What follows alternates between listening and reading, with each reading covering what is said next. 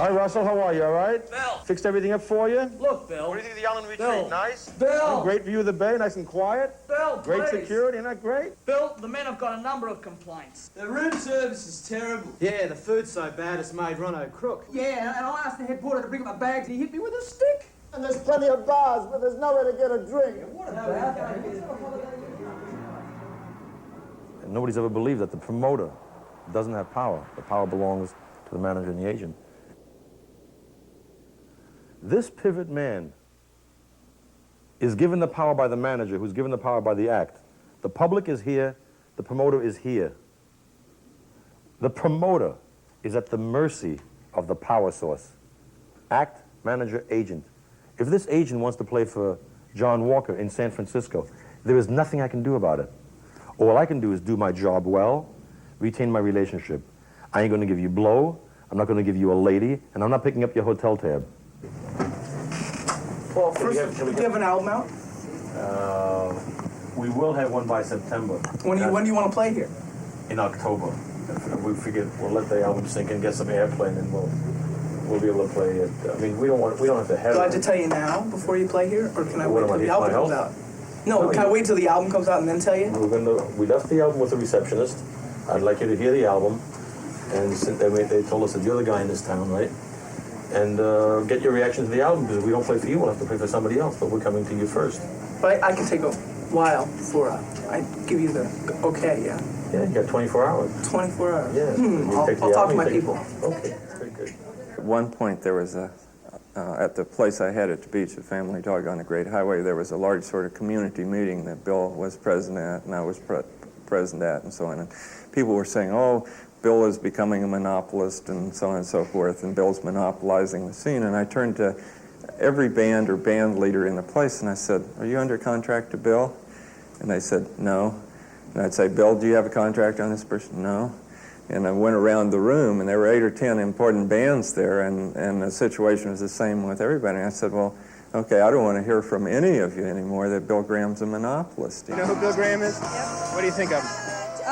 He's a good guy, and he puts on all these concerts and everything, but he's a ripoff. He's in it for the money.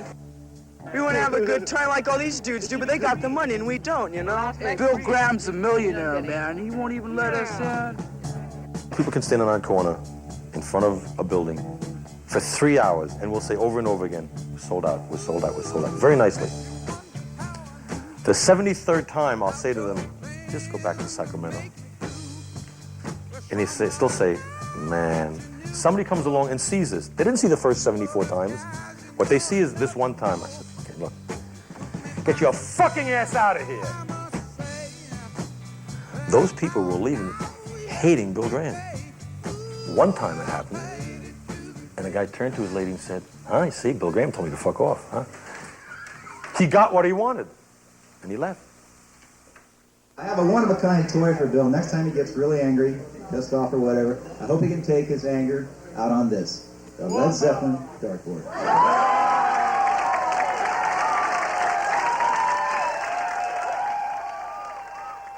I didn't fight with Led Zeppelin. Led Zeppelin beat up 3 of my guys. You don't do that. The only way I'm either going to have a gang war or I'm going to put you guys in jail after you finish your gig. It always gets down to what I think my rights are and what I think your rights are. If you stand in line for 3 hours, we will do our best to protect you against the 6'3" guy. If you get hurt at a gig, the Haight-Ashbury Clinic's going to be there, because if I ever get hurt at a gig, I want a Band-Aid from somebody. The show's going to start as close to 8 o'clock. You know why? I told you 8 o'clock. And all of it is just what you would do if you were in my place.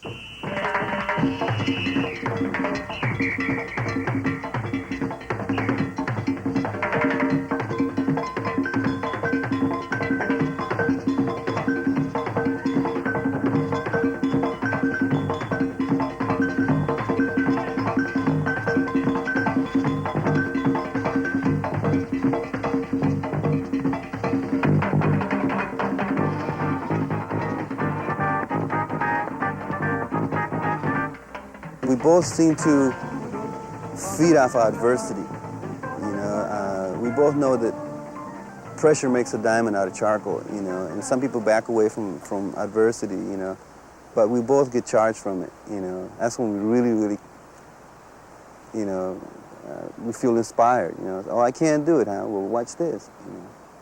And it's really good. Again, it's conviction, you know. That should be his middle name, you know, Bill Conviction Graham, you know.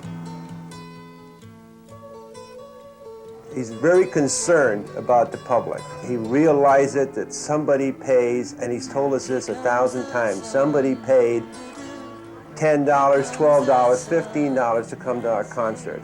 However, he doesn't like the idea of anybody being inconvenienced in any way or hassled. Once they get into the building, as long as they act in a concert-going manner without disturbing anybody else, then he believes that they should have the run of the building and enjoy themselves.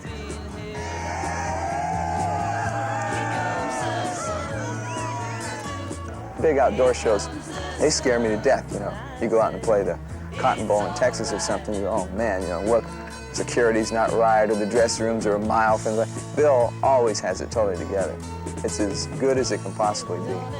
Bill and I were standing out in front of a building one day, and the manager of the building came by and he complimented us on how good the building was being run, how good the people were coming in. And he said, at the next coming of Christ, I hope you handle crowd control.